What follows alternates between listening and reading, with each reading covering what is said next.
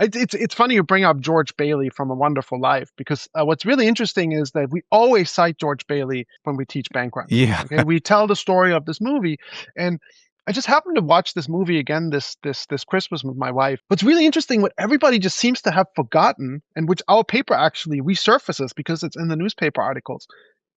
George Bailey is able to fend of the run.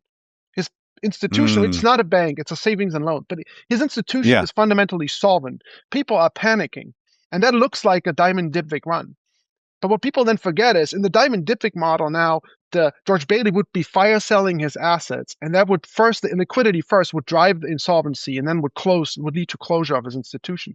In the movie, what he does is he stands in front of the depositors that are panicking and he calms them down.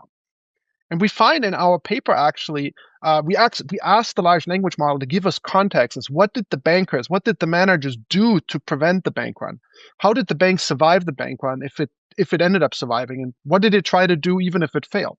And you find a lot of exactly what George Bailey does. They try to actually calm down the panic if it's a panic. They try to get funding somewhere else. And if they're solvent, they're able to do that.